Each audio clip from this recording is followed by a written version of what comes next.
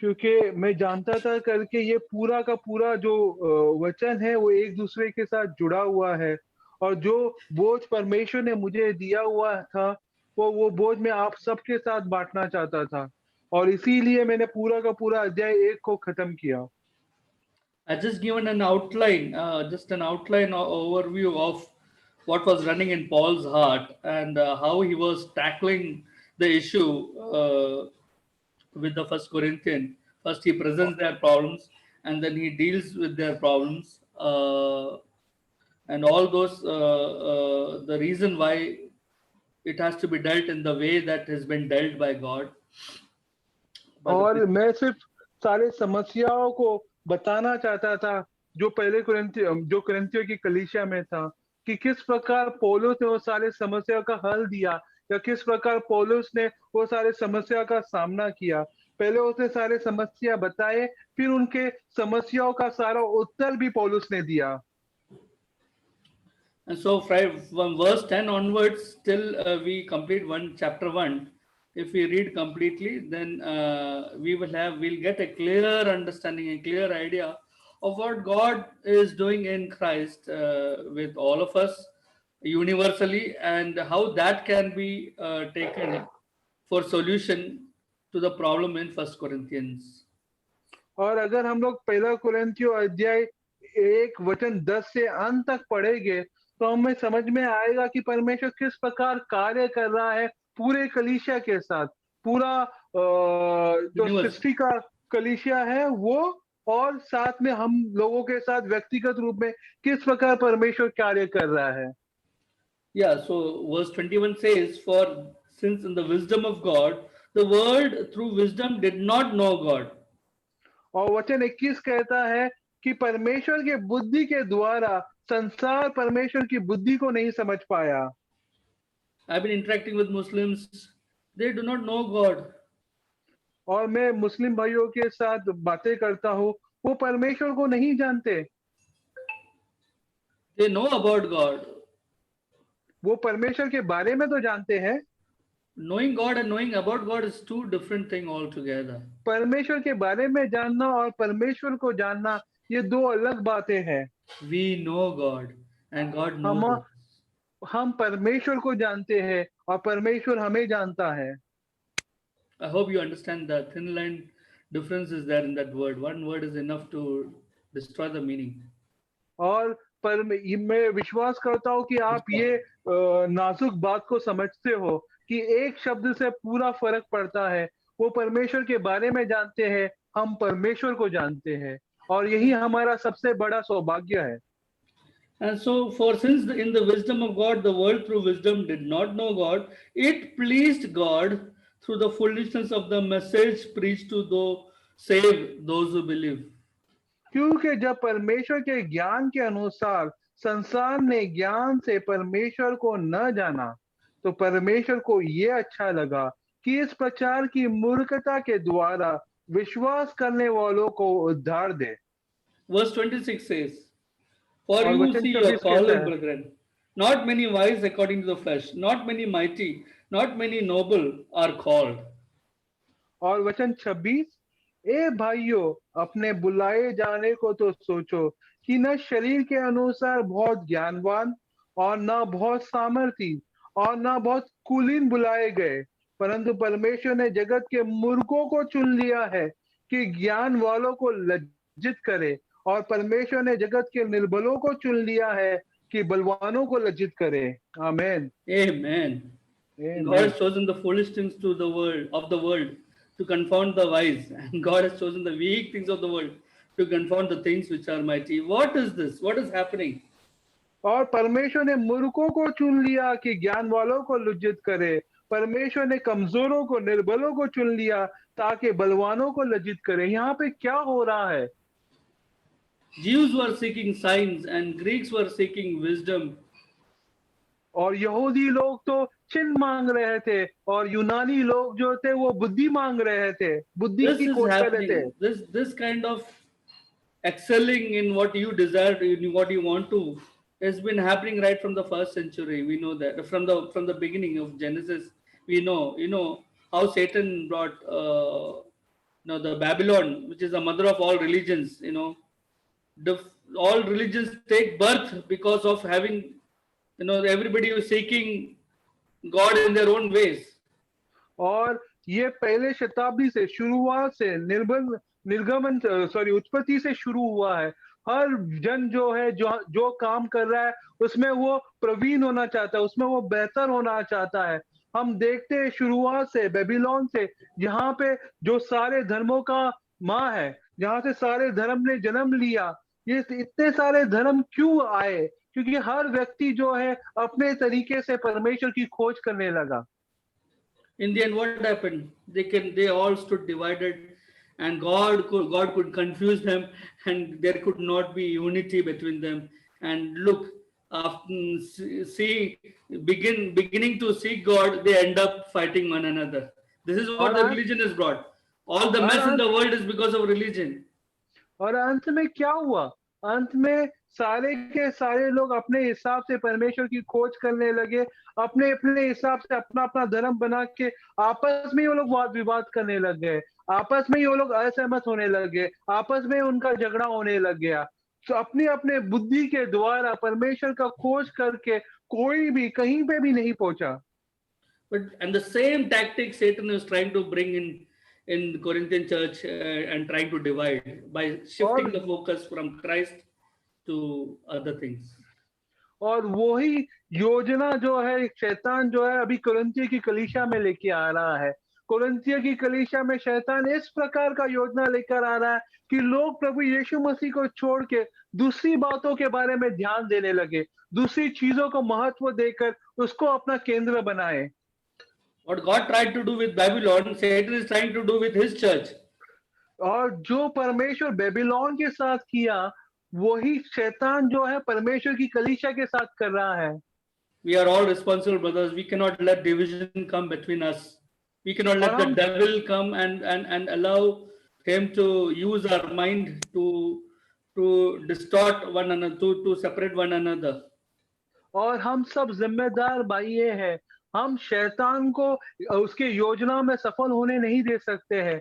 हम पूरे जिम्मेदारी के साथ अपने भाइयों के बीच में किसी प्रकार की असहमति या फूट नहीं लेकर आ सकते हैं। He ensures that even if you read, he ensures that you do not read Bible, and even if you read Bible, you somehow do not reach the truth. So, and somehow he wants to distort you from the truth. The distorted truth. This is the devil's tactics. Therefore, when you read the word, you need to understand the word by the Spirit of God in a proper way.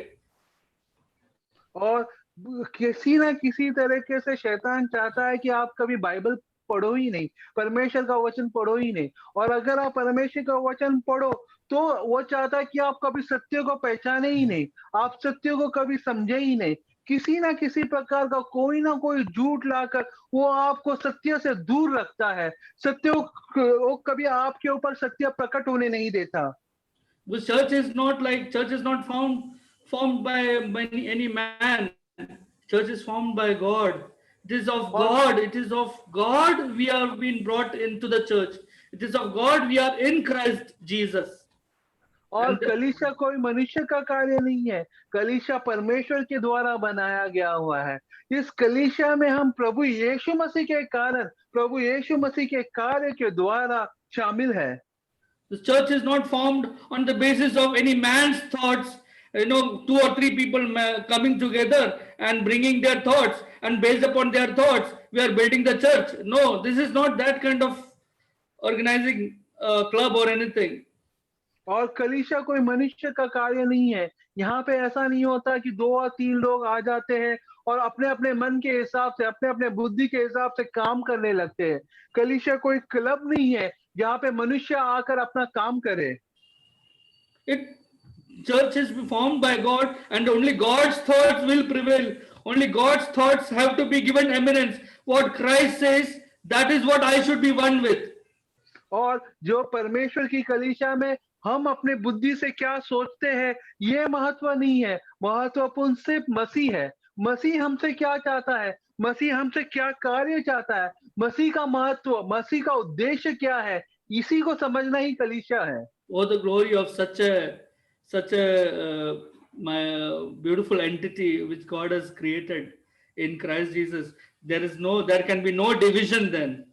और परमेश्वर ने इतनी खूबसूरत, इतना सुंदर सा कलीसिया को बनाया है। अगर ये बात को हम समझेंगे, फिर हमारे बीच में किसी भी प्रकार का कोई भी फूट नहीं होगा। So that is the Christ which Paul presented to them, and that is the gospel he gave unto them, and upon that only the church was founded initially. और यही मसीह है जो परमेश्वर ने, जो पौलुस ने कुरिन्थियों के कलीसिया को दिया था। यही बुनियाद है जिसके ऊपर पौलुस ने कुरिन्थियों की कलीसिया को बनाया था। Verse 18 says, "For the message of the cross is foolishness to those who are perishing." और वचन 18 कहता है, क्योंकि क्रूस की कथा नाश होने वालों के निकट मूर्खता है। So in other sense, the gospel which he introduced into the Corinthian church was nothing but message of the cross. और दूसरे शब्दों में जो संदेश पौलुस लेके आया था कुरिन्थियों के कलीसिया में, वो संदेश था मसीह यीशु का क्रूस। And so if everybody understands the message of the cross properly, what happens और हर एक व्यक्ति अगर क्रूस का संदेश को सही रूप से समझेगा तो क्या होगा?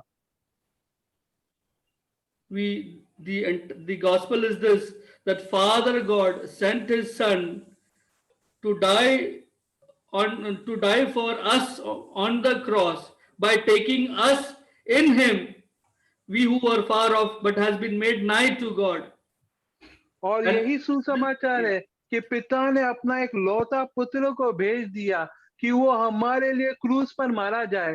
क्रूस पे उसने हमें अपने अंदर लेकर वो मारा गया।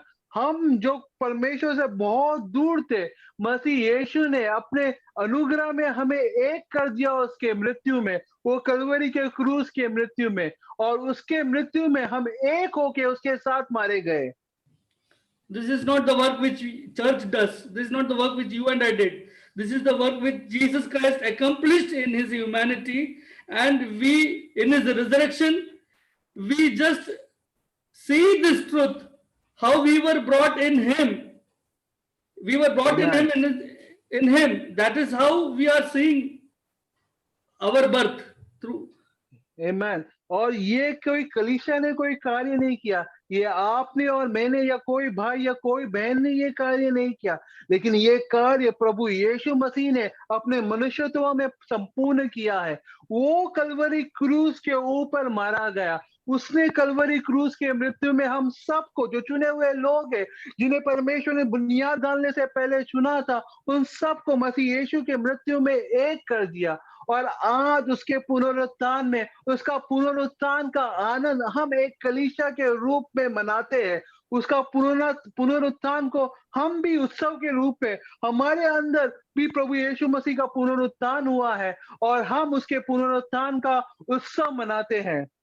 Thus we see that in his humanity he terminated and ended our natural man, our old life and everything, and in resurrection he brought us in him.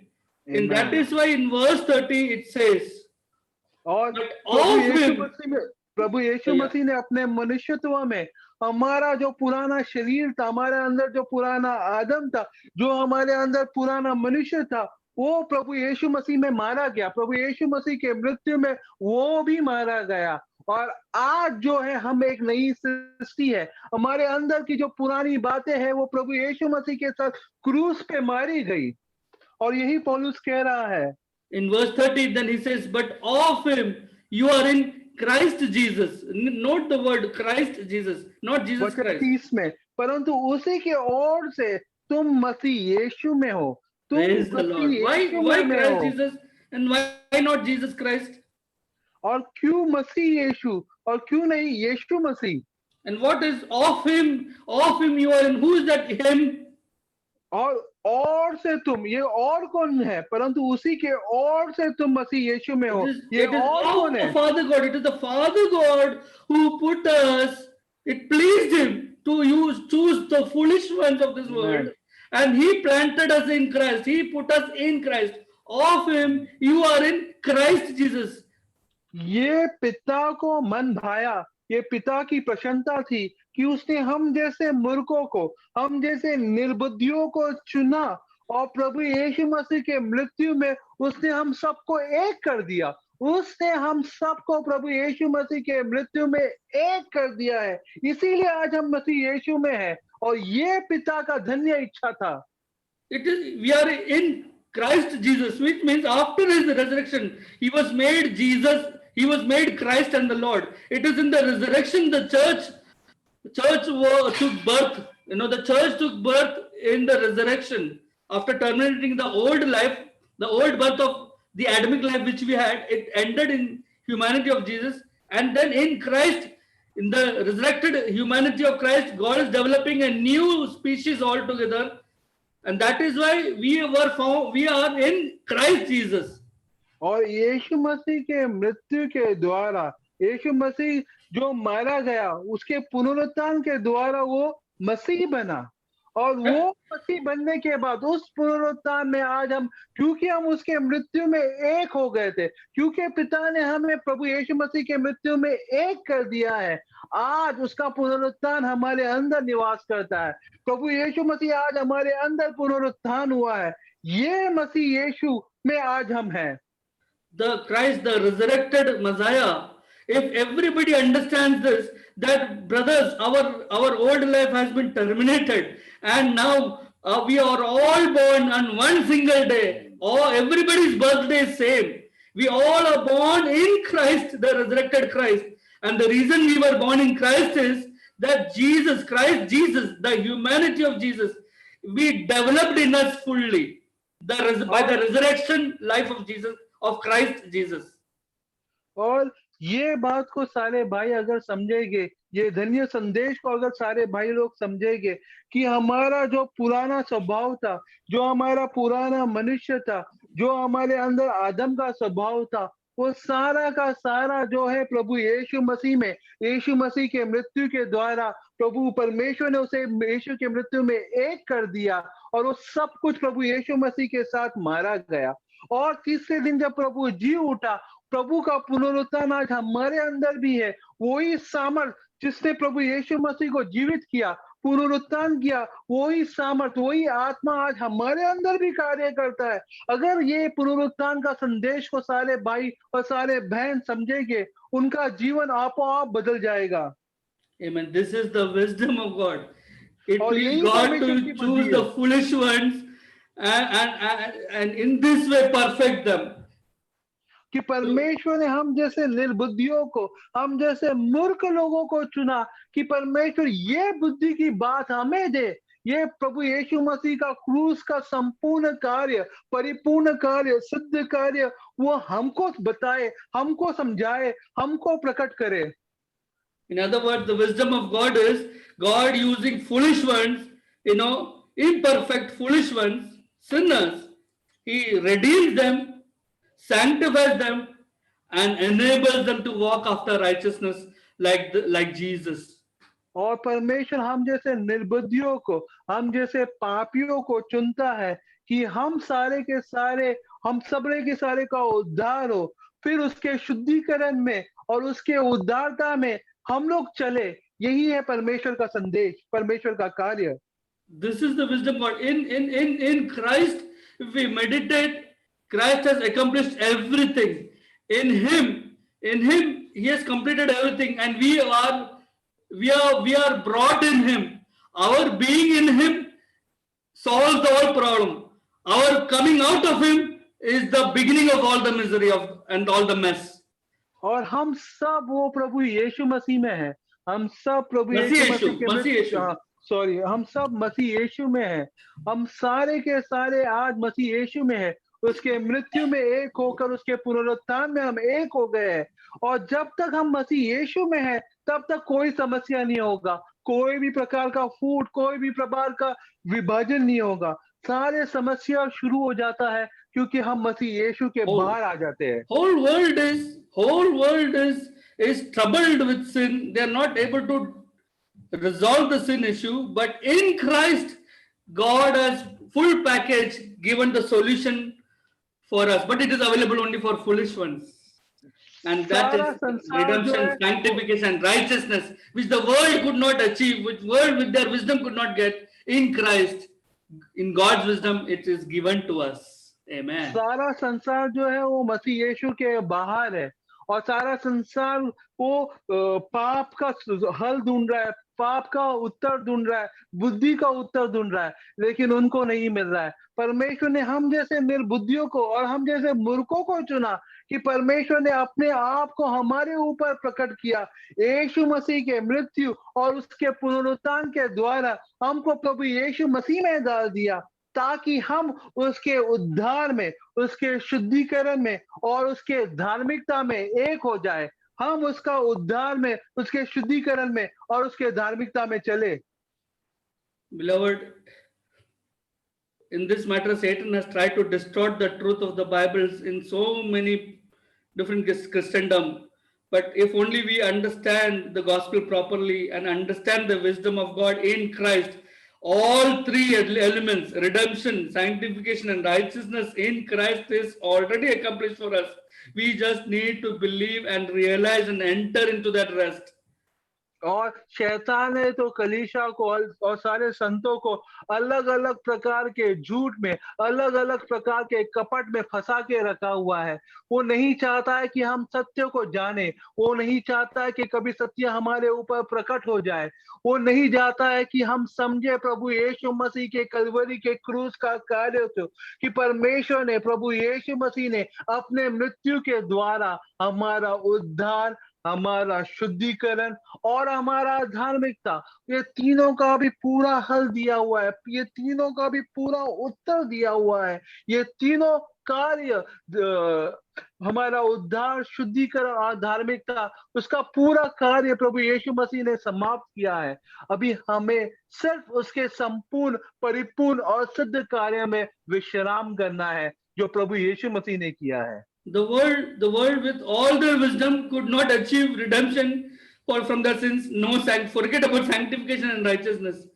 But praise the Lord, foolish ones like us, when we believed in the work of Christ, immediately we are not only redeemed, but we realize that how the sanctification work is taking place, how God is enabling a sinner to walk in righteousness. That is why Jesus said, seek the kingdom and righteousness. This is a lifelong process of believer.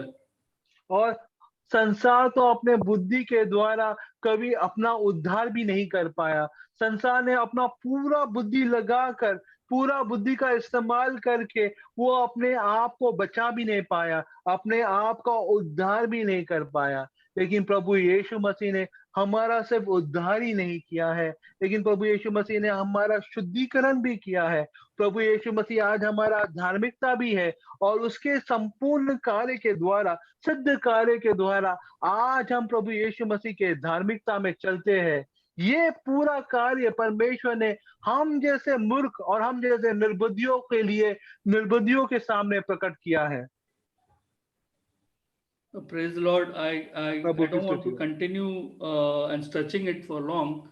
I hand over to the brothers and understand the context of this entire verse from 10 till 31, understanding it very clearly, to bring that clarity which I see. I shared all this to you all. और मैं एक ही बात बार बार कह रहा हूँ, लेकिन मैं चाहता हूं कि सारे भाइयों और सारे बहनों को परमेश्वर, प्रभु यीशु मसीह का कलवरी का क्रूस का कार्य स्पष्ट रूप से समझे, उसका प्रभाव, उसका सामर्थ, वो आत्मा जो कार्य कर रहा है, वो बात को हर एक भाई, हर एक बहन स्पष्ट रूप से समझे, वो सत्य को जाने और वो सत्य हम सबको छुटकारा दे। Church is founded by Christ, and only his thoughts and his doctrines will prevail, and therefore no one can take glory, no one can take glory. If we all abide in him and in his work, then surely the process of complete redemption and complete sanctification, complete righteousness subjectively will take place on the day of the judgment. We can stand before the Lord without any guilt. कलीसिया तो प्रभु यीशु मसीह बांध रहा है, और कोई भी व्यक्ति, कोई भी और मनुष्य उसका महिमा नहीं ले सकता है।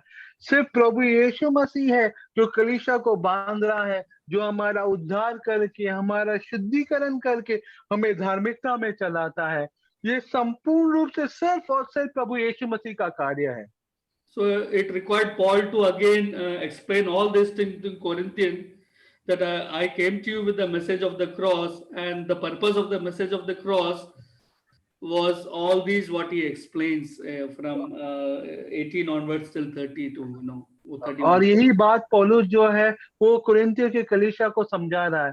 ये सुसमाचार फिर से वो कुरिन्थियों की कलीसिया को दे रहा है कि मैं तुम्हारे पास से प्रभु यीशु मसीह के कलवरी के क्रूस के कार्यों को लेकर आया था। मेरे पास और कोई संदेश नहीं था, ना मैंने तुम्हें कोई बपतिस्मा दिया, ना मेरे पास कोई और सुसमाचार है। मेरे पास सिर्फ एक सुसमाचार है, वो है प्रभु यीशु मसीह के कलवरी का क्रूस का सुसमाचार। There all these division issues, all these contention issues, disagreement issues, everything gets terminated on the cross. On the cross. और ये सारा विभाजन, ये सारा फूट, ये सारी असहमति, ये सारे भाइयों के बीच में भेदभाव, ये सब कुछ क्रूस में आकर संपूर्ण रूप से खत्म हो जाता है, संपूर्ण रूप से समाप्त हो जाता है। Paul, I would like to share. I will just last one line. Yeah. Paul's message for them is only cross. He is not arbitrating between them, trying to please both parties, or his message for all of them was on the cross of Christ. और प्रभु पौलुस का जो संदेश है वो सिर्फ कलवरी के क्रूस का संदेश है।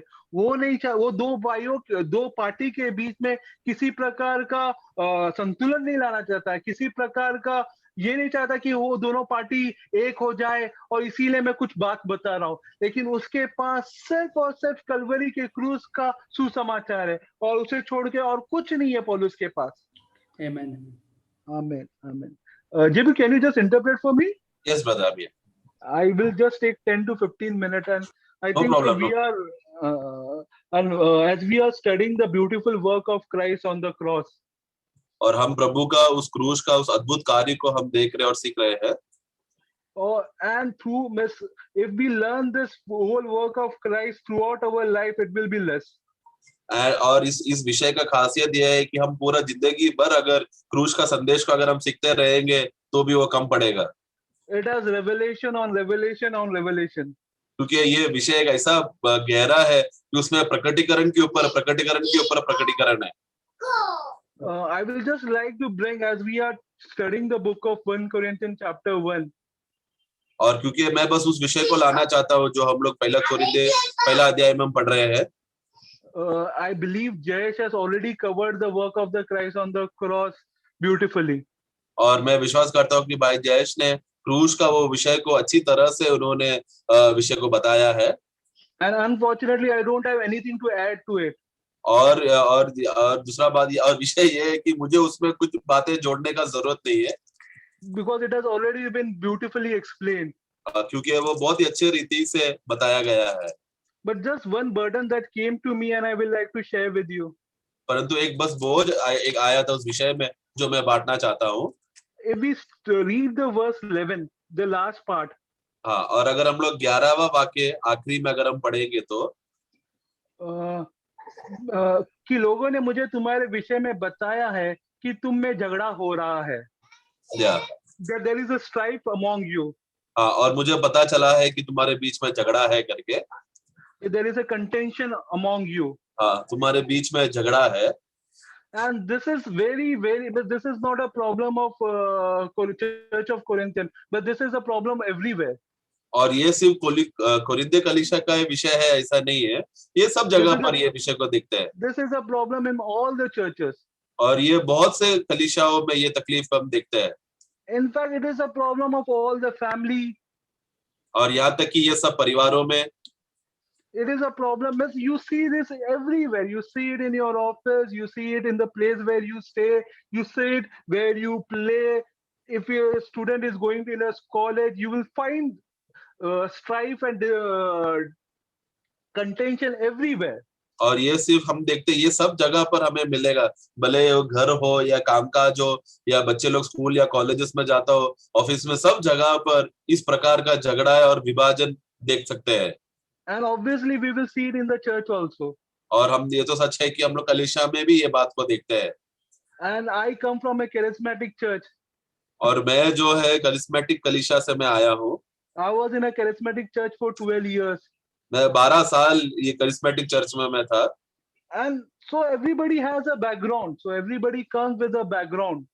और हम देखते हैं कि हम सब लोग एक एक परिस्थिति से हम आते हैं। When I came over here, I also had so many disagreement with brothers. I had a disagreement about the gift of tongue. I had a disagreement about miracle the Lord Jesus performed because I came from a charismatic background. So I had my series of teaching with me. I carried yes तो my own teaching with me. तो क्योंकि मैं 12 साल एक ही charismatic कलीसिया में मैं रहने की वजह से जब मैं वो बातों को मैं छोड़कर जब मैं गोरेगांव में आया, भाइयों के साथ संगति करने आया, तो शुरुआत में मुझे भी बहुत से बातें थे कि मुझे भाइयों के साथ कलीसिया के साथ मुझे सहमति नहीं होती थी, क्योंकि मैं जिस विभाजन से मैं आया था वहां पर अन्य भाषा के विषय और चंगाई के विषय में, चमत्कार का विषय में, ये सब विषय में उस कलीसिया में मैं बहुत ज्यादा देखता था और उसमें ज्यादा मेरा पहचान था।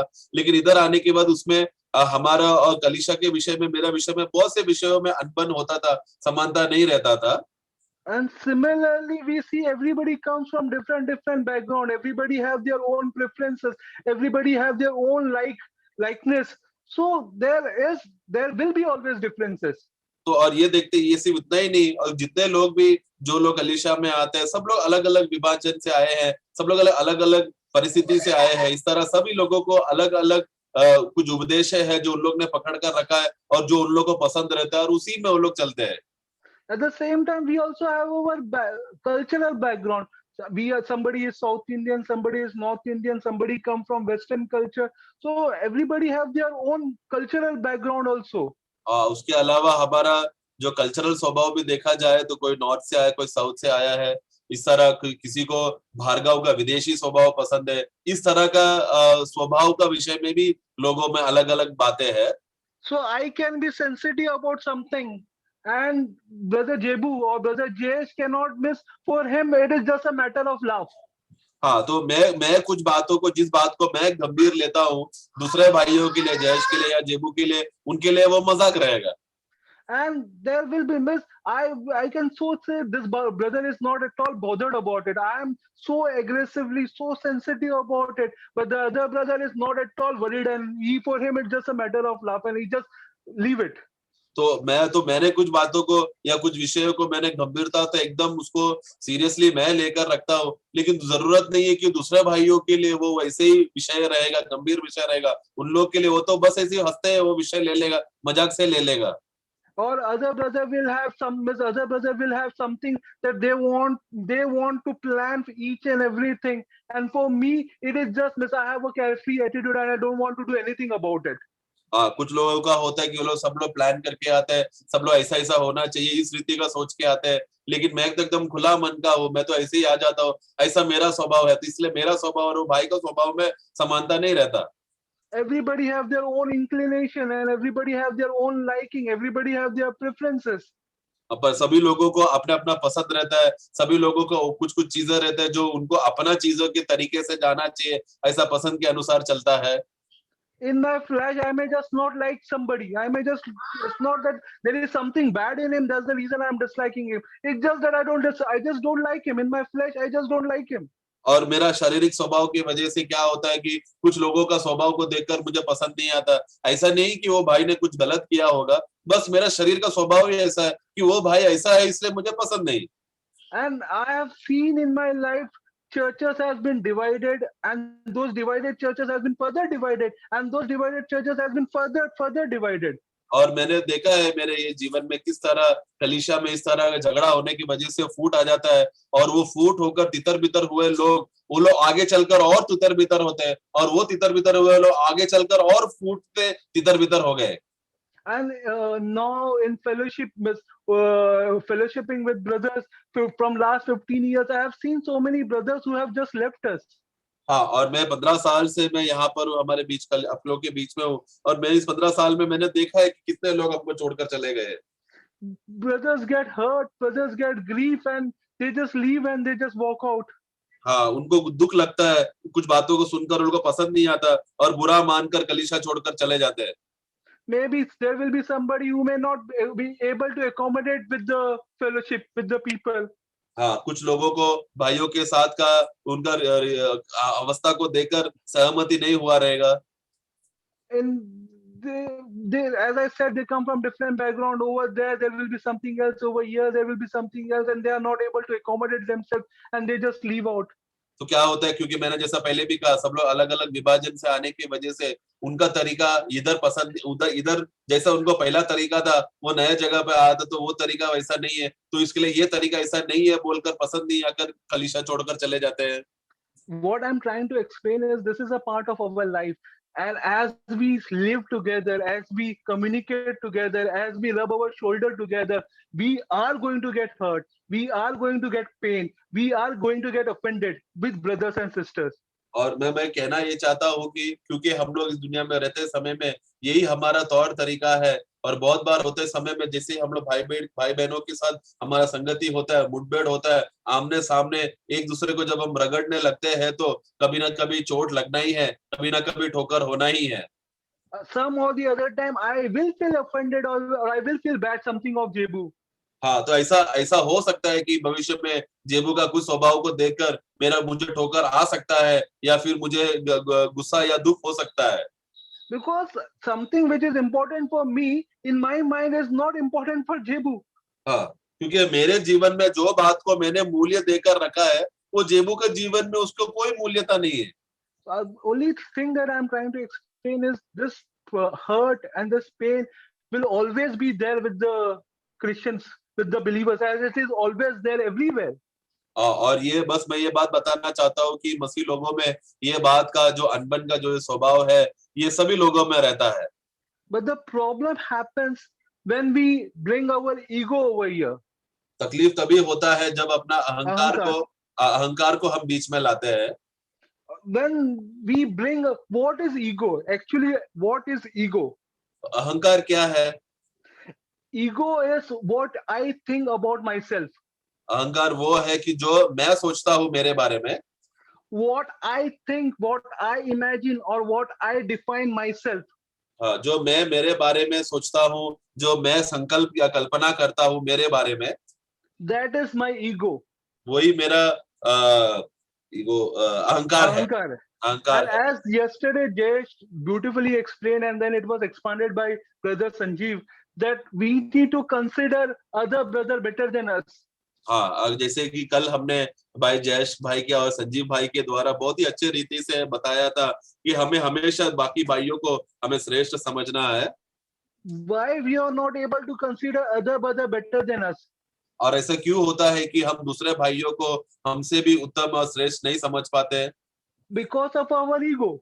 क्योंकि हमारा अहंकार की वजह से। Ego is what I define, what I think about myself. और अहंकार वो बात है जो मैं मेरे बारे में मैं क्या सोचकर उसका निर्णय लेता हूँ।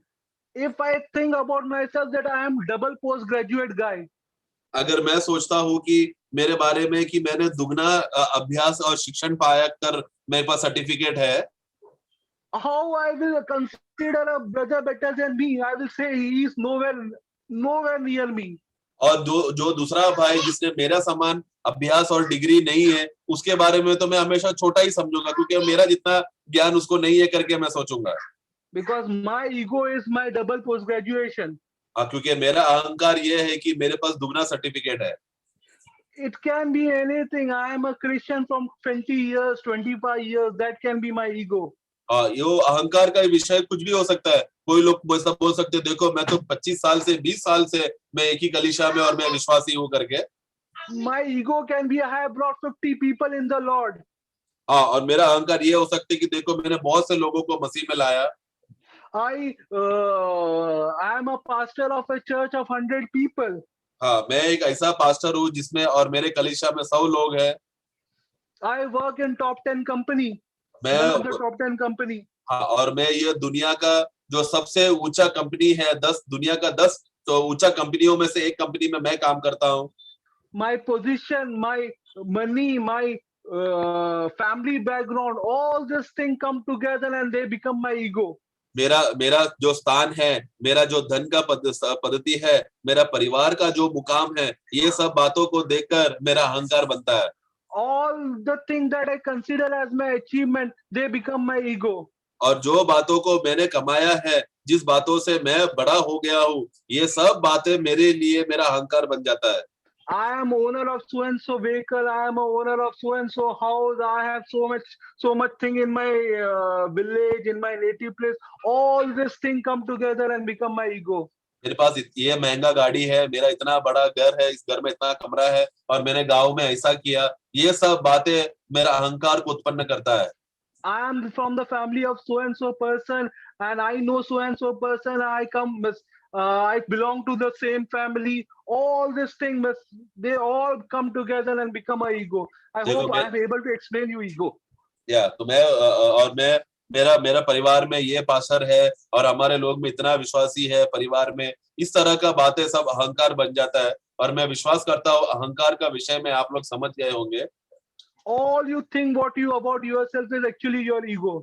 यानी कि मैं मेरा बारे में जो भी मैं सोचता हूँ, जिसकी वजह से मैंने कुछ उन्नति पाया इस बात में, ये सब बातें मेरा अहंकार बन जाता है। And out of ego then come individualism. और अहंकार से उत्पन्न होता है व्यक्तिगत स्वार्थ या व्यक्तिगत बातें। And what is individualism? और अपना खुद का व्यक्तिगतत्व क्या है? Individualism is exactly opposite of considering other better than us. हाँ, अपना खुद का व्यक्तिगतत्व मतलब क्या होता है? वो सिर्फ उल्टा है कि दूसरों के बारे में सोचने के विषय से छोड़कर अपने बारे में सोचना है, वो है व्यक्तिगत।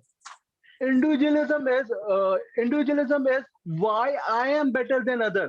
और व्यक्तिगत का स्वभाव में आते समय में ऐसा लगता है कि मैं कैसा दूसरों से मैं बेहतर हूँ। What is that special in me that makes me special among all others? मुझ में ऐसा कुछ तो ऐसा खास बात है जिसके वजह से मैं दूसरों से मैं बेहतर हूँ। And this is the wisdom of the world. और यही है संसार का ज्ञान। This is the wisdom of the world which God denies. और यही तो संसार का ज्ञान है जो परमेश्वर नकारता है। This is the wisdom of the world that how I am better than other, how I am special from other. This is the wisdom of the world which charismatic church has accepted it.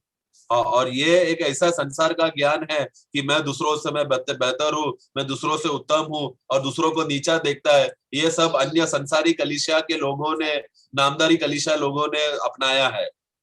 And if you understand the reason why Pharisees never accepted Lord Jesus, और अगर आप ये बात समझे कि फारसी लोगों ने क्यों यीशु मसीह को स्वीकारा नहीं, या फरीसी लोगों ने, because of their individualism, क्योंकि उन लोगों का खुद का व्यक्तिगत स्वभाव के बारे में है। they never able to accept this fact that Jesus Christ is better than them.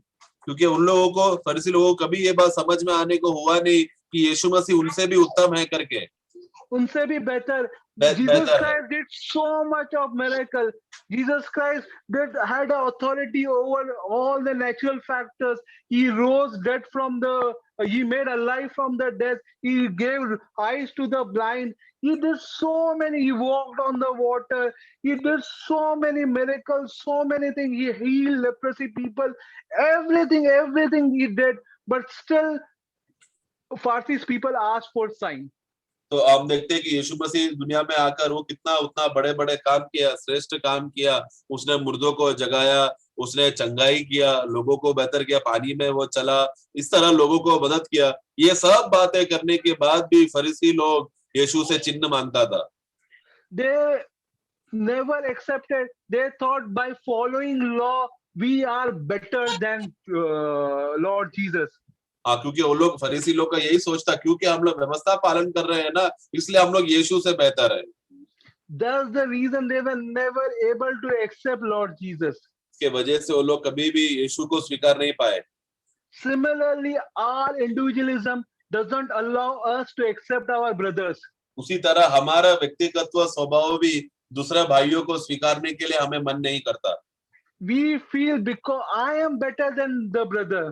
क्योंकि हमेशा मुझे लगता है कि मैं दूसरे भाइयों से मैं अच्छा हूँ। I attend all the prayer meetings. मैं सारा संगति और प्रेयर मीटिंग में मैं आता हूँ। I read every day Bible. मैं रोज बाइबल पढ़ता हूँ। I pray every day. मैं रोज प्रार्थना करता हूँ। I am so committed. मैं एकदम कितना मैं अपने आप को मैं समर्पण कर रहा हूँ। All these factors make me better than others. ये सब बातें मुझे दूसरों से मुझे अच्छा बनाता है। And this ego leads to the individualism, and that's the reason we are not able to consider other brothers better than us. और ये अहंकार का ये स्वभाव है जो मेरे अंदर व्यक्तिगत्व जागृत करता है, जिसकी वजह से मैं सोचता हूँ कि मैं दूसरों से मैं बेहतर हूँ। And what is the solution for our ego? What is the solution for our individualism? और वो हमारा अहंकार का और हमारा व्यक्तिगत्व का स्वभाव के विषय में इसके लिए समस्या, उसके लिए जो उत्तर क्या है, Which is हल there क्या in है, verse. हल क्या है? That is there in verse 17. वो हम लोग वाक्य 17 में हम पढ़ते हैं। और ये भी शब्दों को ज्ञान के अनुसार नहीं, ऐसा क्योंकि मसीह ने मुझे बपतिस्मा देने को नहीं वरन सुसमाचार सुनाने को भेजा है, और ये भी शब्दों के ज्ञान के अनुसार नहीं, ऐसा न हो कि मसीह का क्रूस व्यर्थ ठहरे।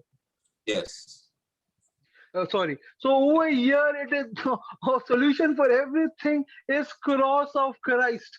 तो इसमें सब बात का हल जो सुझाव वो यही है कि क्रूस का, मसीह का क्रूस। You need, whenever you feel offended, whenever you feel hurt, what you do? हाँ, क्योंकि हम जब भी कुछ बातें करते समय में जिसकी वजह से हमें ठोकर पहुंचता है और बुरा लगता है दूसरा का कार्यों को देखकर, Whenever you are pain, you are peeved in your spirit, what you do? जब भी हम लोग जो स्वभाव में करते हैं या प्रार्थना करते हैं या आत्मा में कार्य करते हैं, We come to the cross of the Christ. हम लोग मसीह के उस क्रूस की ओर हम आते हैं। When you come near to the cross of the Christ, और जब हम लोग मसीह के उस क्रूस के पास आते हैं, all our ego start getting broken. हमारा सारा अहंकार टूटने लगता है All our individualism start getting broken. और हमारा सारा व्यक्तिगत स्वभाव टूटने लगता है।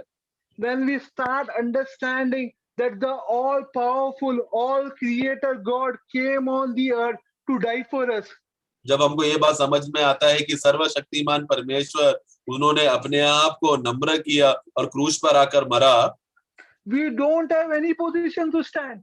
उसके बाद तो फिर हमारे पास तो कोई स्थान ही नहीं है अभी खड़ा रहने के लिए। We don't have anywhere to hide our face. अभी हमें हमारा चेहरा छुपाने के लिए अभी कुछ भी जगह नहीं बचा है। We can't make a claim over there that I am so and so. और मैं कभी भी मैं यह बात बोल नहीं सकता कि मैं ऐसा हूँ, मैं वैसा हूँ या मैं इससे बेहतर हूँ करके। Because before all powerful God, all knowing God, we are just like an insect. क्योंकि सर्वशक्तिमान परमेश्वर और ऐसा परमेश्वर जो सब बातों को जानता है, ये महान परमेश्वर के सामने हम तो केवल कीड़े मकोड़े हैं। And that all powerful God decided and he chose to die for us on the cross. और ये सर्वशक्तिमान परमेश्वर ने निर्णय लेकर इस दुनिया में आया और उन्होंने क्रूस में मरने का कार्य किया। He humbled himself so much that he decided that he will die for us. और उन्होंने अपने आप को इतना नम्र किया और उन्होंने निर्णय लिया कि मैं इन लोगों के लिए मैं मरूंगा। The nearer we go to the cross, जितना हम लोग क्रूस के नजदीक जाएंगे, the understanding that we have of the cross, तो the जितना more हम we understand क्रूस the को work of the समझेंगे, Christ on the cross, could you repeat brother? the more Sorry. we understand, the more we understand the work of the Christ on the cross, जितना हम लोग प्रभु ने क्रूस में किया हुआ कार्य को हम समझते हैं, we start realizing how bad we are, हम लोग को ये बात समझ में आता है कि हम कितने बुरे हैं, how worthless we are, हम लोग कितना अयोग्य है, how we are good for nothing. और हम लोग किसी का भी कुछ भी फायदे का नहीं है। All our ego and all our individualism start getting faded away. और हमारा सारा अहंकार और जो व्यक्तिगत स्वभाव है वो सब झुकने लगता है, कम होने लगता है। When the Almighty God decided to die on the cross, how can I be offended with my brother? तो क्योंकि सर्वशक्तिमान परमेश्वर ने जब ये निर्णय लिया और वो क्रूस पर आकर मरा, तो मैं दूसरे भाइयों के विषय में मेरा जो अहंकार है वो सब खत्म हो जाता है। And when he decided to humble himself for all the sinner like us, जब प्रभु परमेश्वर ने ये निर्णय लिया, इतना सर्वशक्तिमान परमेश्वर ने निर्णय लिया कि अपने आप को नम्र होकर हमें बचाने के लिए, how I can feel hurt for my brother now.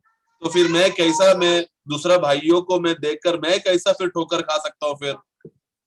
When Christ himself never got hurted because of our sin, but still he died for us. हमारा प्रभु भी हमारा पाप को विषय को देखकर कभी उन्होंने हमारे विषय में ये ऐसा किया वैसा किया बोलकर प्रभु ने कभी ऐसा सोचा नहीं, बल्कि एकदम खुशी से आकर मरा। He humbled himself and he died. प्रभु ने अपने आप को नम्र किया और हम जैसे लोगों के लिए मरा। I can't explain it. और ये बात को मैं समझा नहीं सकता, God has to explain it to you. और ये परमेश्वर को ही ये बात को हमें समझाना है। God has to open your eye. परमेश्वर को ही हमारे आंखों को खोलना है। The more you come close to the cross, और जितना हम लोग क्रूस के निकट आते हैं, the more you understand the work of Christ on the cross. उतना हम लोग प्रभु का उस क्रूस का कार्य को हम समझने लगते हैं। As John the Baptist say, I decrease so that the Christ increase in me. और जैसा यूहन्ना बपतिस्मा देने वाले ने कहा कि मैं कम हो जाऊं ताकि मसीह मुझ में बढ़ते रहे। It is an automatic process. और ये एक स्वाभाविक रीति से चलने वाली बात है। Automatically all our ego and all our individualism passes away. अपने आप में ही हमारे अंदर का व्यक्तित्व का स्वभाव और अहंकार का स्वभाव वो कम होने लगता है, घटने लगता है। Automatically we start seeing other brothers better than us because we are bigger sinner. हाँ, और तुरंत ही जब हम अपने आप को मैं एक बड़ा पापी हूं करके देखते हैं, तो अपने आप में मैं दूसरे भाइयों को अपने आप से ही मेरा भाई श्रेष्ठ है करके मुझे जानने लगता है। On the cross I realize how bad or how worst I am. क्योंकि उस क्रूस में मैं देखता हूँ कि मैं कितना बुरा और मैं कितना निकम्मा आदमी हूँ। I realize how bad or how worst I am. और मुझे ये बात समझ में आने लगता है कि मैं कितना बुरा और मैं निकम्मा आदमी हूँ। And automatically I start realizing how the brothers are better than me. और फिर मुझे अपने आप में ही और अचानक से मुझे ये एहसास होने लगता है कि बाकी भाई लोग मुझसे कितना श्रेष्ठ है करके। Praise God. Let the Spirit of the God open your eye to see the work of the Christ on the cross. Amen. और मैं ये विनती करता हूँ कि और मैं प्रार्थना करता हूँ कि परमेश्वर का आत्मा हम सबके आंखें खोले और कि प्रभु ने क्रूस पर किया हुआ कार्य को हमें देखे और समझे। I think so Jayesh has already explained it in the most beautiful way and I don't have anything to add to it. और भाई जयेश ने भी इस क्रूस का इस विषय में बहुत ही अच्छी तरह से वर्णन किया है, इसलिए मैं ज्यादा बताना नहीं चाहता। Amen. Praise Lord, praise Lord. Praise Lord. Yes, brothers, we are very much blessed to hear the message of the cross. और हम सचमुच इतने धन्य लोग हैं कि मसीह के क्रूस के कार्य के बारे में सुन रहे हैं। You want me to do Sanju? You want me? You want to take rest? I'll नहीं, not a problem, not a problem. I am not feeling tired. Okay. और क्रूस and the message of the cross is the crux of the Bible. और क्रूस का जो समाचार है वो ही हमारे बाइबल का सबसे बड़ा केंद्र है। Because if we do not understand the message of the cross, then that means we haven't understood the Bible. क्योंकि अगर हम लोग ने प्रभु यीशु मसीह का क्रूस का समाचार को नहीं समझा है, उसका अर्थ है हमने बाइबल को अभी तक नहीं समझा है। So when we go and proclaim the gospel to the non-believers or to the world, तो हम लोग जब जाके सुसमाचार सुनाते हैं एक अविश्वासी को या संसार के लोगों को, when what we are preaching, we preach nothing but Christ crucified. हम क्या प्रचार करते हैं? हम कुछ और प्रचार नहीं करते, इसके अलावा प्रभु यीशु मसीह क्रूस पे मारा गया। So that is the message of the cross. यही है क्रूस का संदेश। And when he hears this message of the cross, his spirit is saved. और जब ये क्रूस का संदेश को एक अविश्वासी सुनता है, उसका आत्मा उद्धार प्राप्त करता है। After that person is born again, और उसके बाद वो व्यक्ति दोबारा जन्म लेता है। After he is born again, Lord adds him to the local church. और जब वो दोबारा जन्म ले लेता है, फिर परमेश्वर उसको स्थानीय कलीसिया के साथ जोड़ देता है। So when he started to have fellowship in the local church, और फिर जब भाई स्थानीय कलीसिया में जैसे संगति करता है, What does he hear? He hears nothing but again the continuation of the message of the cross. वो स्थानीय कलीसिया में आकर क्या सुनता है? स्थानीय कलीसिया में आकर फिर से वो मसीह का क्रूस पे संपूर्ण कार्य जो किया उसी को सुनता है। So initially when he heard the message of the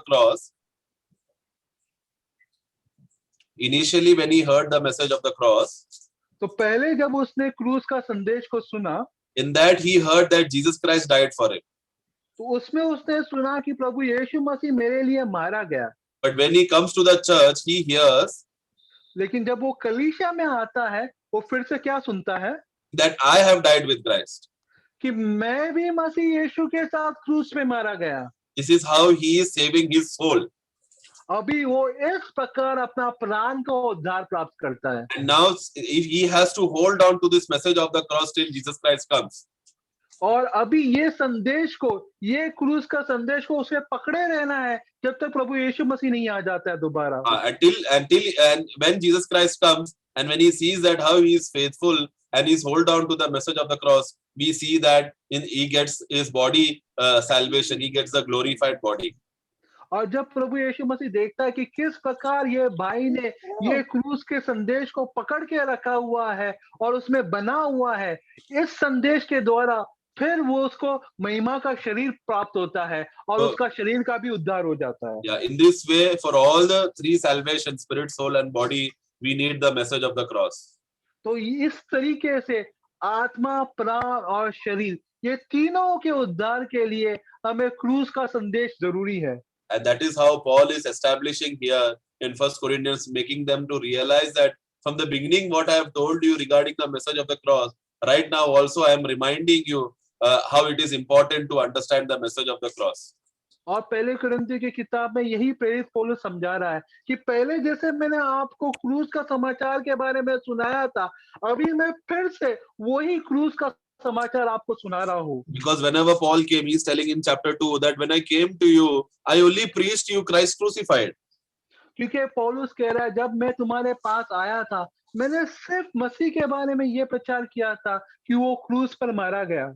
So even now, if there is division and contention among you, even now also I have to tell you one thing, that is about Jesus Christ, how he got crucified. और आज जब तुम्हारे अंदर फूट है, जब तुम्हारे अंदर विभाजन है, आज भी आकर मेरे पास सिर्फ एक ही संदेश है कि प्रभु यीशु मसीह, सिर्फ प्रभु यीशु मसीह तुम्हारे लिए क्रूस के ऊपर मारा गया। So now we know that. So now we have entered into a new territory now. तो अभी हम जानते हैं कि अब एक नई जगह में, एक नए स्थान में पहुंचे हैं। Because till 1 to 9 verses from 1 to 9, we see how Paul is introducing and is establishing something, so that he is going to tell them and he is preparing the Corinth church from verse to 9, 1 to 9. और हम लोग देखते हैं कि वचन 1 से वचन 9 तक पौलुस जो है वो कुरिन्थी की कलीसिया को तैयार कर रहा था, वो स्थान, वो उनका हृदय को तैयार कर रहा था। Yeah, so now then in verse 10 it says that now I beseech you, now I am going to tell you something, brethren. और वचन 10 में वो कहता है, भाइयों मैं तुमसे यीशु मसीह में हमारे प्रभु है उसके नाम के द्वारा विनती करता हूँ। अभी जो है प्रभु अभी पौलुस कह रहा है कि मैं तुमसे विनती करता हूँ, या वो अपना संदेश बताना चाहता है। Yeah, because that word has not come in Hindi, he's telling now I am going to tell you something. और हिंदी में ये नहीं लिखा है, लेकिन अभी मैं आपको विनती करता हूँ। Why is telling now? Because there are some aspects that he has already laid down from verse 1 to 9. तो अभी ऐसा क्यों कह रहा है पौलुस करके अभी? क्योंकि वचन 1 से वचन 9 तक उसने कुछ बातों को स्पष्ट किया, कुछ बातें पहले ही बता दी है। Yeah, and then in verse 8 he is telling that now in the end, don't worry, in the end it is Jesus Christ who is going to confirm you and you will be blameless in that day.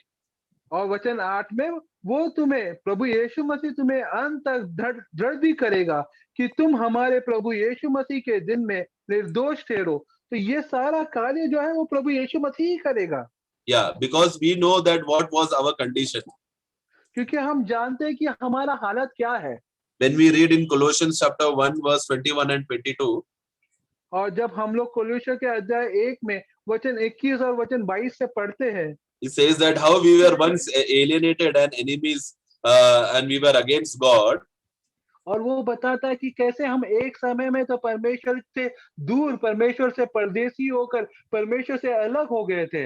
But what happened on the cross when Jesus Christ died in the body of his flesh, verse 22, through death, so that he can present us holy and unblameless and unreprovable in his sight.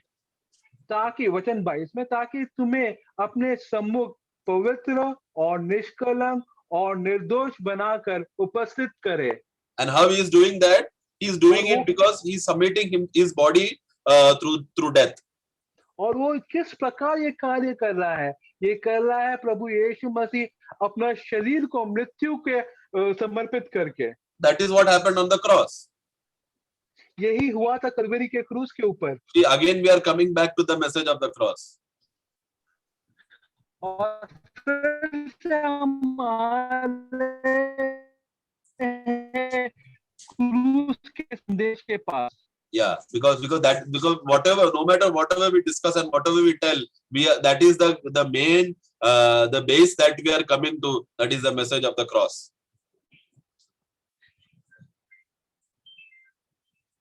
Network issue है क्या, brother? Because no matter whatever we say, we are coming again to the base. That is the message of the cross.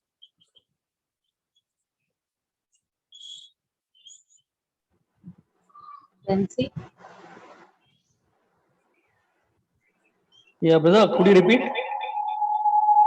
अब echo हो रहा है, brother. Yeah. Yeah, some problem with the laptop. Okay. So again, वो आपका दूसरा phone को आप दूर रखो, brother.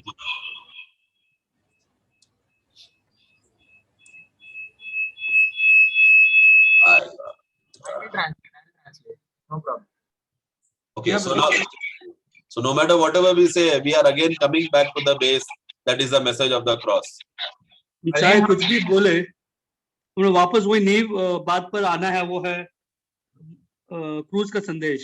Yeah. So now, when we see in 1 Corinthians chapter 1 verse 8, it is God who is establishing you and He is confirming you in the end that we may be blameless in the day of Jesus Christ. हम जानते हैं कि वचन कौन सा वचन? 1 Corinthians chapter 1 verse 8. हाँ, उसमें लिखा वो तुम्हें अंत तक दृढ़ भी करेगा. Yeah. कि तुम हमारे प्रभु मसीह में के दिन में निर्दोष ठहरो. Why He will confirm us unto the end that we may be blameless in the day of our Lord Jesus Christ. What is the base for that? वो क्यों हमें वो अपने अंत तक वो दृढ़ करेगा? उसके पीछे नींव क्या बात है? The base is that is what we read in Colossians chapter 1 verse 22. Because Jesus Christ, He gave up His body of His flesh through death, said that He may present us holy and blameless. वो नींव बात ये है कि यीशु मसीह ने अपने शरीर को दे दिया ताकि इसके द्वारा हम आशीषित हो जाए, ताकि हम निष्कलंक हो जावे और उसके सामने बिना दोष के प्रस्तुत होवे. So now, because He has done this work on the cross, क्योंकि उसने क्रूस पर ये काम किया है, He has established us so much that our only job is to remain faithful in the fellowship of His Son. उसका कार्य इतना पक्का है कि अभी हमारे तरफ से केवल एक ही मांग है कि उसके कार्य जो किया हुआ है उस पर विश्वास करते हुए संगति के पुत्र के संगति में बने रहे.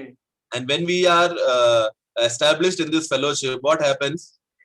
इस तरह जब हम पुत्र के संगति में अपने आप को स्थापित करेंगे तब क्या होता है? 1 Thessalonians chapter 3 verse 12 and 13. पहले थिस्सलुनीका चैप्टर 3 का 12 और 13. We read that, and may the Lord make you increase and abound in love to one another and to all, just as we do to you.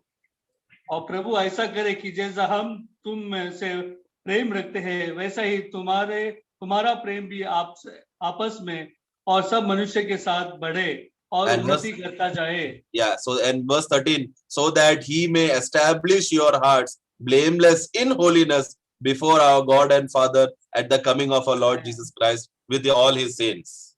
ताकि वह तुम्हारे मनों को ऐसा स्थिर करे कि जब हमारा प्रभु यीशु मसीह अपने सब पवित्र लोगों के साथ आए तो वो हमारे परमेश्वर और पिता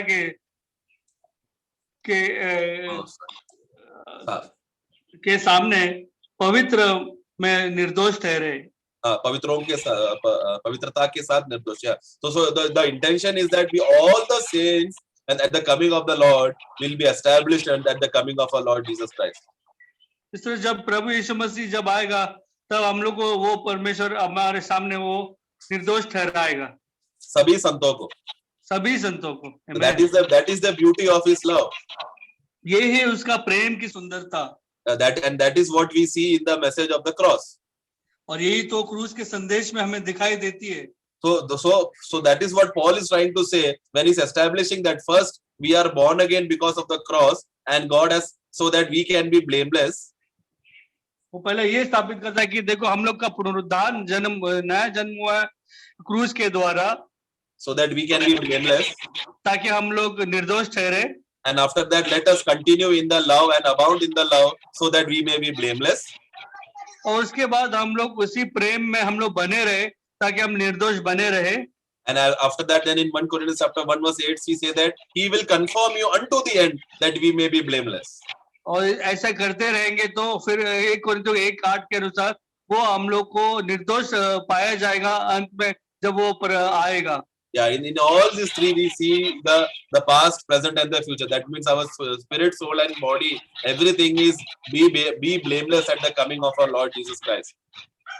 तो हमारा अतीत और वर्तमान और जो फ्यूचर भविष्य तीनों के मामले में परमेश्वर ने ऐसा कार्य किया कि हमें वो निर्दोष ठहरा सके रखे. Because of which our spirit, soul and body will be blameless at his coming. That we can read. कार्य के द्वारा हमें इसी यीशु मसीह के इसी कार्य के द्वारा हमारा आत्मा और हमारा प्राण और हमारा शरीर तीनों क्षेत्र में हम लोग निर्दोष पाए जाए. We can see that in 1 Thessalonians 5 verse 23. और एक चीज हम लोग पहले थिस्सलुनीके 5:23 में भी हम पढ़ सकते हैं. After establishing this, then Paul is telling, now I'm going to tell you something. और ये सारे बातें स्थापित करने के बाद, सत्य उनको बतलाने के बाद, जो प्रभु पौलुस बोलता है कि मैं अभी कुछ कहना चाहता हूँ. अभी मुझे कुछ कहना है, based on the fact which I have told regarding that you are blameless. तुम लोग दोषी न ठहराए जाए, तुम लोग निर्दोष रहे, ये बताने के बाद अभी मैं तुम्हें कुछ कहना चाहता हूँ, कहता है. Because he came to know that there is some contention among the brothers. क्योंकि उसको पता चल गया कि भाइयों के बीच में कुछ अनबनी थी. Yeah, similarly this same thing is applicable to us. Whenever we do not like a brother or whenever there is any issue with another brother, we need to understand that the price that Jesus Christ has paid for me is the same price that Jesus Christ paid for the other brothers, so that we all will be blameless at his coming equally. यही बात आज भी हमारे साथ, ये हमारे साथ भी हम लोग तुलना कर सकते हैं. जब भी हमें किसी भाई या बहन को हमको पसंद नहीं आता है, हमें अच्छा नहीं लगता उनका कोई बातें, तब हमें याद करना है कि वो भाई भी वही भाई है जिसके लिए हमारा जो प्रभु यीशु मसीह अपना जान देकर, उसे अपना लहू देकर, मोल देकर खरीदा है. And then as we are reading down, I think Brother Jayesh brother, he wonderfully explained the problems and the conditions that was happening in the church. जैसे कि मैंने भी बताया कि कुरिन्थियों के कलीसिया में क्या-क्या कितना परेशानी थी और किस तरह पौलुस वहां पर समाधान लाता है. Yeah, I just want to ask the brothers one thing.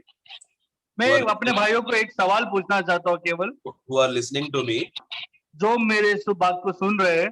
In verse 12 there are 4 groups. वचन 12 में 4 प्रकार के झुंड हैं. In that there is one group of Paul, one of Apollos, one of Cephas and one of Christ. उधर हम देखते हैं कि एक अपोलोस का है, एक सीफास का है, एक पौलुस का और एक मसीह का है. So my question is that which group is right here? मेरा सवाल आप लोग से ये है कि इन चारों में से कौन सा ग्रुप सही है? It's an open meeting, so you can all answer. Open meeting है, सब लोग इसका जवाब दे सकते हैं. Because I want to know after understanding the base, which what Brother Jayesh said yesterday and today, how Sanjay brother also beautifully explained. I want to ask you brothers, according to verse 12, there are 4 groups. Which group is the right group here? जैसे कि मैंने भी कल आप लोग के साथ नींव डाला था, शेयर किया, और ऊपर से संजय ब्रदर ने भी अच्छी तरह से उसने वर्णन किया. पर ये बातें बताने के बाद आपको क्या लगता है वचन 12 पढ़ते वक्त कि ये 4 झुंडों में से कौन सा झुंड है जो सही है? According to the message of the cross, which is right? क्रूस का संदेश के आधार पर अगर देखा जाए तो इन 4 झुंडों में से कौन सी झुंड सही है? बेस्टी आप ओपनली रिप्लाई कर लो. Brothers, please openly reply.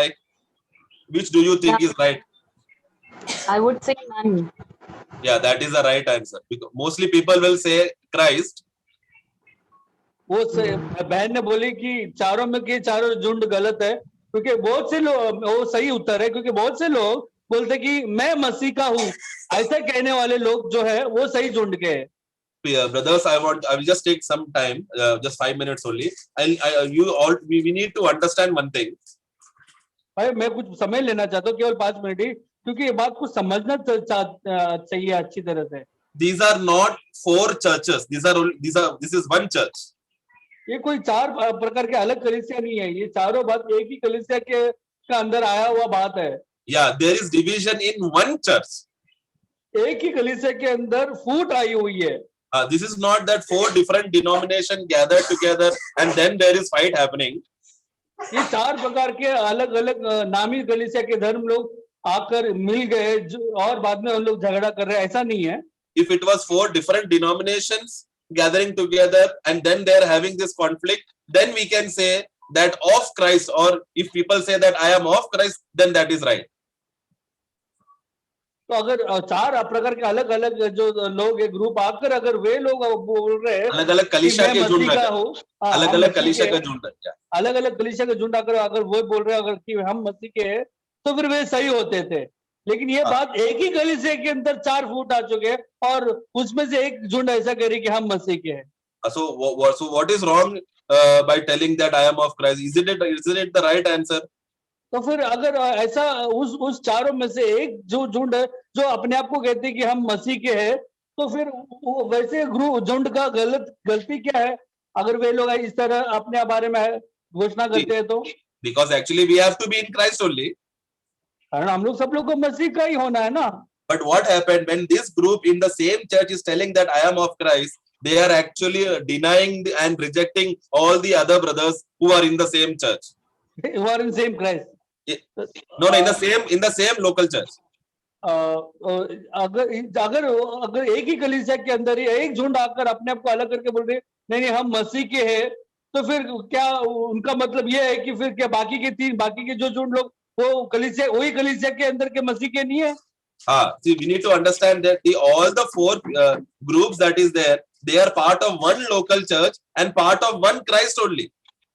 वे लोग को समझना कि हम एक ही लोकल कलीसिया के हैं और एक ही मसीह के भाग है। So as Sanjay brother rightly said, when we are gathering in one location, there will be times that we will have some confliction or ego or offense, but that we have to throw it out and we have to be one in Christ. जैसे भाई संजय ने भी याद दिलाया कि बहुत बार हो सकता है हमारे स्वाभाविक मनुष्य के कमजोरी के कारण, बुद्धि का कारण कमी होने हमारा पुराना मनुष्य आ सकता है और फूट हो सकता है, अनबन हो सकता है, तो कुछ बातों को अच्छा नहीं लगता रहेगा हमें किसी भाइयों का, लेकिन ये सारे बातों को हमें क्रूज पर लाकर निकाल देना है। Yeah, so see, our in gathering in Goregaon church, our brothers, we are actually a good example. The church in Goregaon. हम गोरेगांव कलीसिया के विषय में अगर गवाही देखेंगे तो एक अच्छा गवाही हम देख सकते हैं वहां पर। Because we can see that there are some brothers who are from Brethren background. हम देखते हैं कि कुछ भाई लोग हैं जो ब्रदरन कलीसिया के पार्श्वभूमि से आते हैं। Some are coming from Pentecostal and charismatic background. कुछ लोग पेंटेकोस्टल और करिश्मेटिक से आते हैं। Some are coming from Catholic and Orthodox background. कुछ लोग कैथलिक और ऑर्थोडॉक्स से आते हैं। And some are coming from the Gentile or idol worshippers of Hindu or कुछ लोग हिंदू मूर्ति पूजा करने वाले भी आते हैं। So all these group now are coming together in one Christ, in one church, local church. इस तरह के अलग-अलग झुंड के लोग आज एक कलीसिया के अंदर जुड़ गए हैं। So I am telling, और मैं यूं कह रहा हूं अभी, that I am of Christ. मैं मसीह का हूं। And I do not need the brethren church. I do not the saints that has come from brethren, or the saints come from Pentecostal, or the saints come from Catholic background. I do not need them. I am only with those people who are of Christ. What I am doing, I am creating division. मैं अपने कलीसिया गोरे कलीसिया में आकर यूं कहता हूं कि मैं मसीह का हूं। बाकी के जो भाई लोग जो आए अलग-अलग जगह से, जो ब्रदरन कलीसिया हो, या ऑर्थोडॉक्स हो, या कैथलिक हो, या हिंदू से आए हो, उनको मैं अपना भाई नहीं मानूंगा। मैं उनसे अलग हूँ, ऐसा बोलकर मैं अगर फूट ला रहा हूँ वही कलीसिया के अंदर, तो फिर मैं गलत हूँ। See, now another example is that we have another group in 3rd floor. दूसरा उदाहरण हम लोग दे सकते हैं कि हम जहाँ पर इकट्ठा होते हैं गोरे को संडे को, जो तीसरे मंजिल पर दूसरे झुंड के लोग भी आकर मिलते हैं। In the third floor, we can clearly see that they are Pentecostal background people or group people. तीसरे मंजिल में आने वाले लोग के विषय में हम लोग कह सकते हैं एकदम स्पष्ट रूप से कि वे लोग पेंटेकोस्टल कलीसिया है, Because they are following that pattern and they are following that denomination.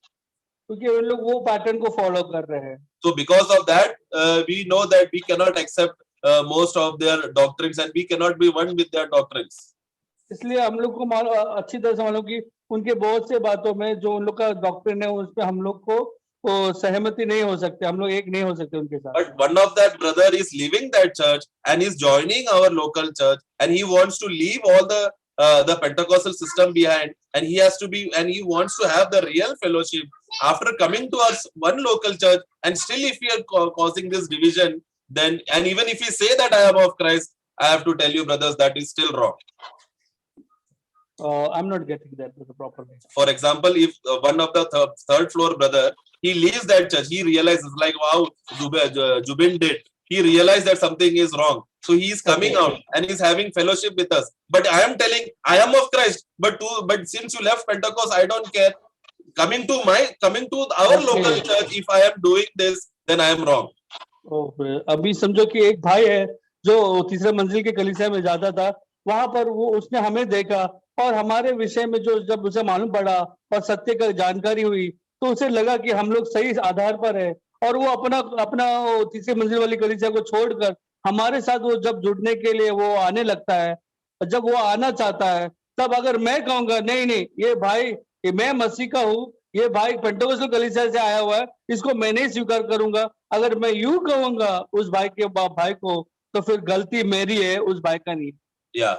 When he was in the third floor, he would be claiming and he would be saying, oh, I am of Pentecost group, I am of this group, of that group. At that time, we don't have to care about them because they are not part of the local church. जब वो Pentecostal कलीसिया में तीसरे मंजिल में वो इकट्ठा था, उस झुंड में वो मिल रहा था, तभी वो ठीक है, वो कह सकता था मैं पेंटेकोस्टल कलीसिया को मैं फलाना झुंड का हूँ, और हमें इस बात को लेकर हमें कोई वाद विवाद करने की भी जरूरत नहीं, क्योंकि वो लोकल कलीसिया में अभी तक जुड़ा भी नहीं है। But now he is coming to the local church to seek the refuge, to seek the fellowship. At that time also, if I am rejecting that brother, then I would say that brother, what would be the condition of that brother then? Who is rejecting me? जब सच्चाई जानने के बाद जब वो अपनी कलीसिया को जो गलत है समझकर जब छोड़कर हमारे साथ वो जुड़ने के लिए जब उसके अंदर इच्छा होती है और वो जब आना चाहता है, ऐसे समय में मैं उस भाई को अलग समझकर, मसीह का नहीं है समझकर उसे मैं अगर नकारूंगा तो भाइयों गलती मेरी है। So even in the Corinthian church also, there are not these four groups, there are other groups also. इसलिए हम देखते हैं कि कोरिन्थियों के कलीसिया में केवल ये चार ग्रुप प्रकार के झुंड नहीं थे, और भी प्रकार के झुंड विभाजन था। There were Jews and Greeks also. वहां पर यहूदी और यूनानी लोग भी थे। There were free people and slave people also. उधर आजाद लोग भी थे और गुलामी लोग भी थे। There were rich and poor. अमीर और गरीब। When we read in chapter 10 and 11, we see the rich people were having food early and the poor people, they were just starving. हम जानते कि 10 और 11 अध्याय के विषय में क्या हुआ था।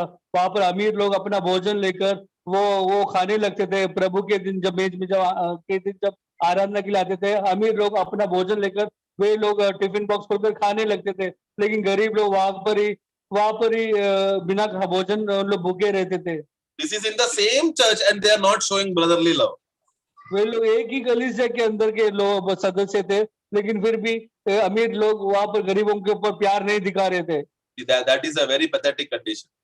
वो बहुत ही बुरा अवस्था भाई। That is what that point is what Paul is trying to make them understand. अरे he is Christ divided. यही बात को उनको पौलुस अच्छी तरह से समझाना चाहता था, उनके आंखें खोलना चाहता था कि क्या मसीह इस प्रकार विभाजित है? No. नहीं।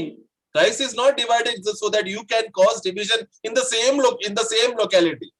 मसीह इस तरह विभाजित नहीं है कि तुम एक ही लोकल कलीसिया के अंदर एक ही स्थान में एक ही क्षेत्र में तुम इकट्ठा हुए और तुम अलग अपने आप के अंदर विभाजन ला रहे हो।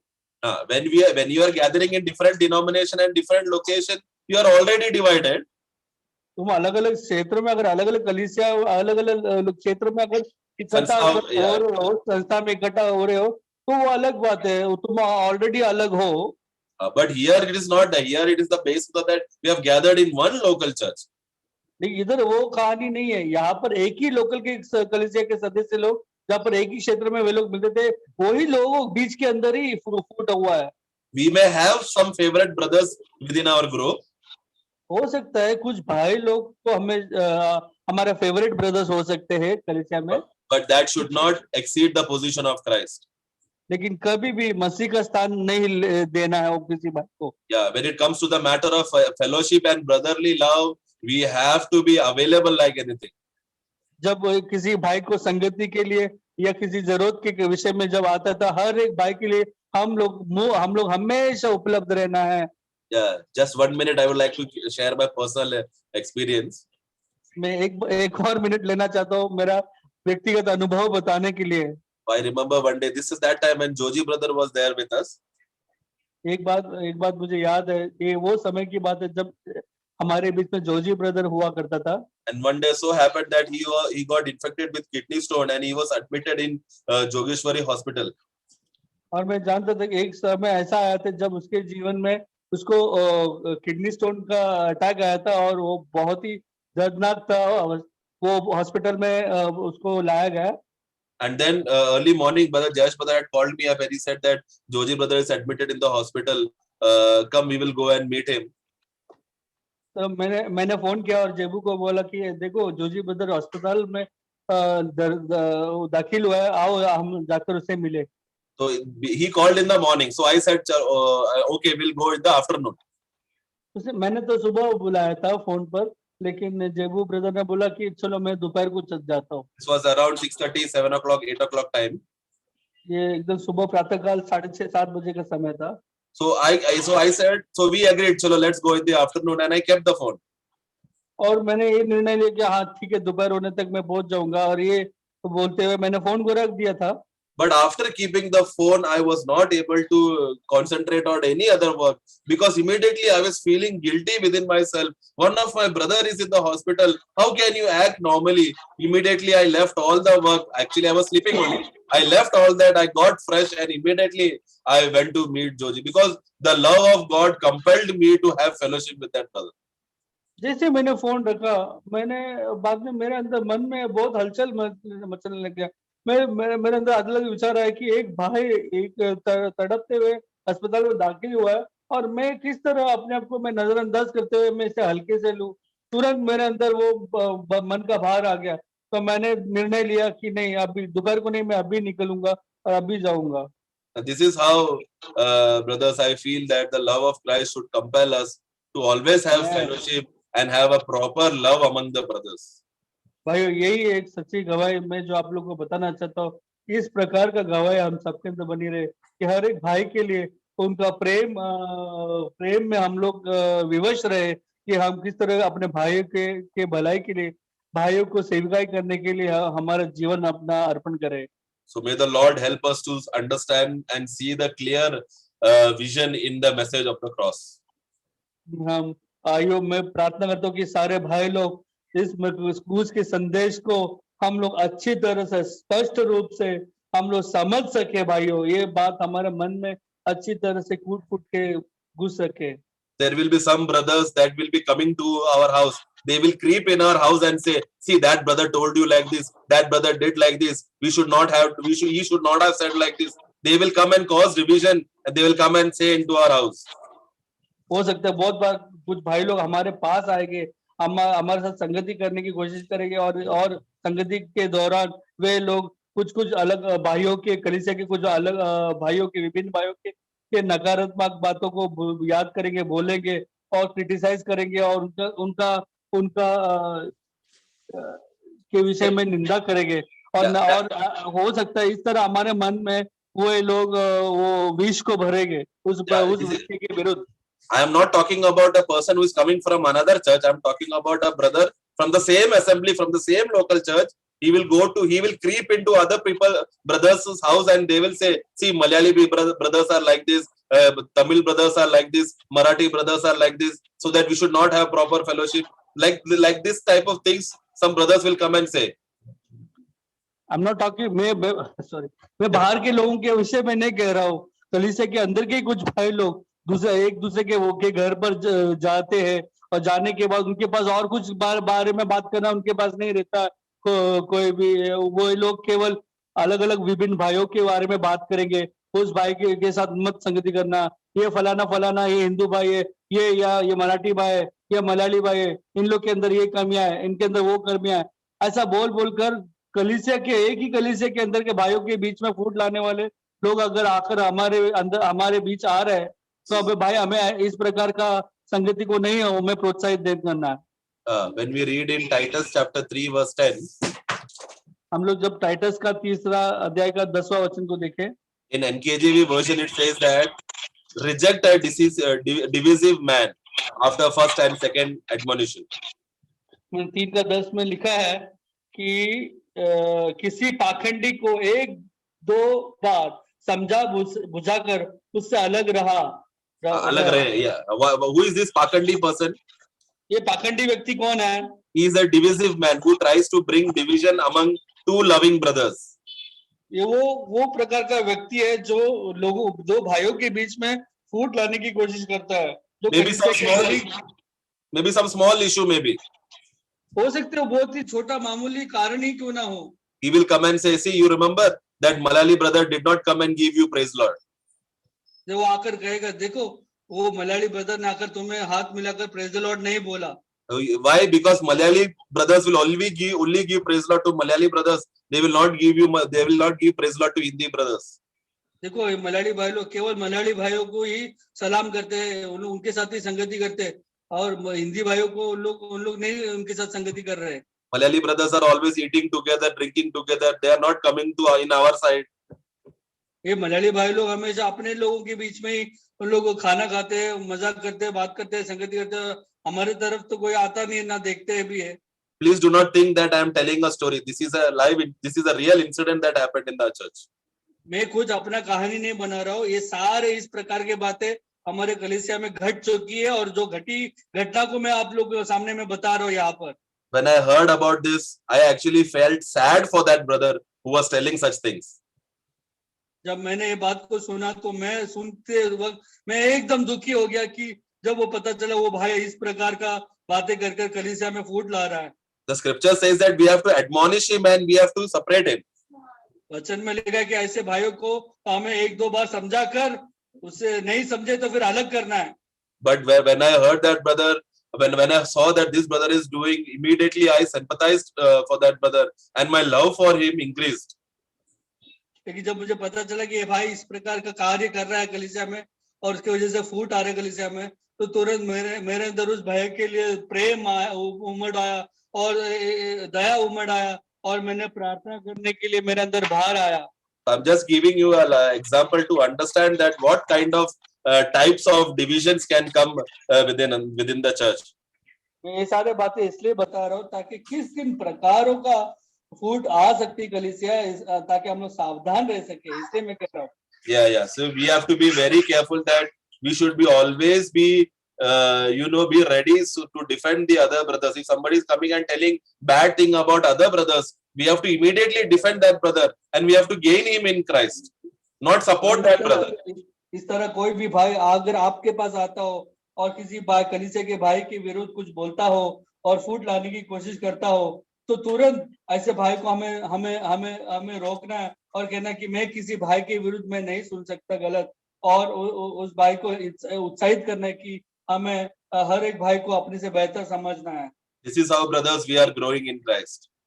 इस तरह हम लोग मसीह के प्रेम में, मसीह में हम लोग बढ़ सकते हैं। Sure, we will have differences in doctrinal matters. हो सकता है जरूर हमारे बीच में डॉक्ट्रिनल इश्यू में अनबन हो सकता है। But Romans chapter 8 says that what can separate us from the love of Christ? लेकिन रोमियो का 8 कहता है कि परमेश्वर का मसीह का प्रेम में कौन मुझे अलग कर सकता है? Nothing can separate us. कुछ नहीं हमें अलग कर सकता। Let this love of Christ and the message of the cross increase in us. Amen. ये मसीह का प्रेम को और क्रूस का ये संदेश को हमारे हृदय के अंदर और अधिक अधिक बढ़ते जाए, माप ज्ञान को, ये मैं प्रार्थना करता हूँ। Yeah. And what Chloe did in 1 Corinthians, that is not wrong. That was actually a right thing. जो क्लोई भाई ने किया, पौलुस के पास आकर बताया कुरिन्थियों का अवस्था को, वो इस तरह का बातें बताना, जो सच्ची अवस्था वहां पर क्या घट रही है बताना, वो गलत काम नहीं था। we can discuss God willing next time. अगली बार अगर हो सके तो हम कह सकते हैं। नहीं brother, complete That's okay. That will go to a different topic and it will take little time. It's almost 10 now. अभी Time मेरे जा और रहा आपके बीच है। में फूट आ रहेगा। हाँ, sorry. अभी मेरे और आपके बीच में फूट आ सकता है। Praise the Lord. Praise the Lord. Yeah. भाइयों को अगर टाइम हो गया है, बंद कर देंगे तो अच्छा है। Daddy said something? No, nothing.